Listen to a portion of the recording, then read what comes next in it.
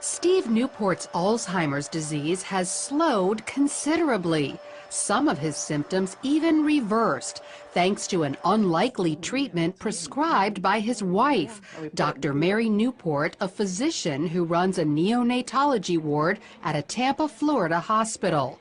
She became determined to help her husband after he failed the so-called Alzheimer's clock test.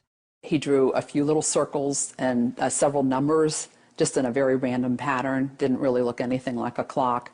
And the doctor pulled me aside and she said, you know, he's actually on the verge of severe Alzheimer's at this point. He's beyond moderate. So that was very, very devastating news. Dr. Newport began learning everything she could about her husband's disease.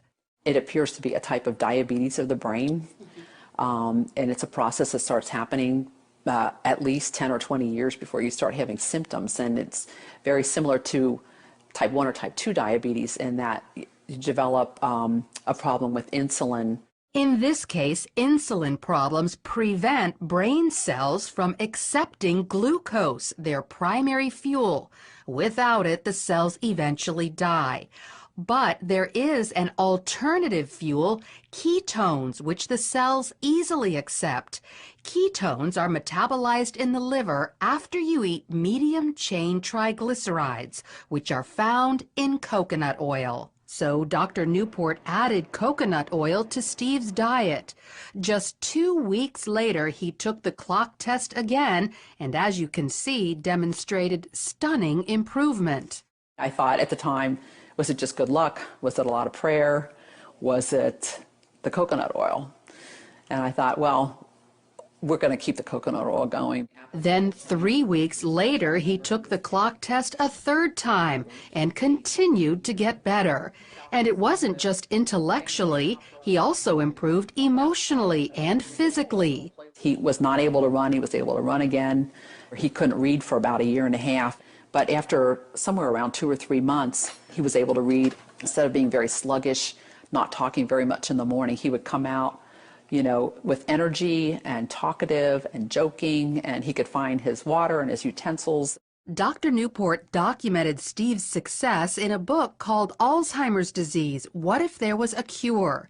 She received this stack of thank you letters from other people whose loved ones' Alzheimer's was helped after they followed Steve's diet.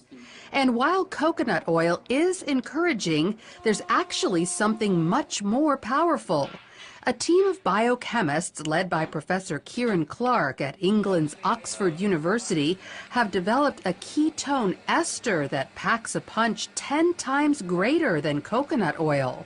It reaches quite considerably higher levels, and you can get whatever levels you want depending on how much you drink. The problem is they need millions of dollars to mass produce it. Very expensive, and so we can't make very much of it ourselves.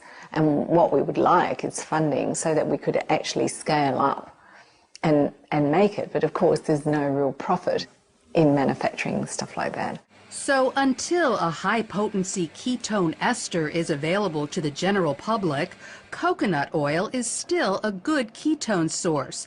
Just make sure it's pure, non-hydrogenated. Avoid any hydrogenated oil, which is the same thing as dangerous trans fat. Many people avoid coconut oil because they think it's bad for them, but it's actually very healthy. Dr. Beverly Teeter is a researcher at the University of Maryland who specializes in dietary fats. She says years ago, coconut oil was criticized for raising cholesterol, but scientists have since learned there are 2 kinds of cholesterol, LDL, the bad kind, and HDL, which is very good for you and is the kind coconut oil raises. So they put out the message that it increased serum cholesterol, but the truth of the matter was it was helping the profile of the serum cholesterol. That never has been corrected in the public press, and I think that's the reason people have misconceptions about it.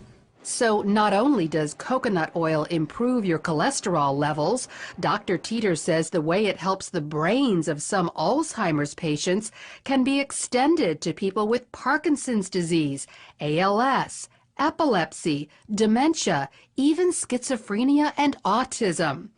And one more thing, coconut oil is a natural antibiotic that also helps kill viruses like HIV and herpes viruses.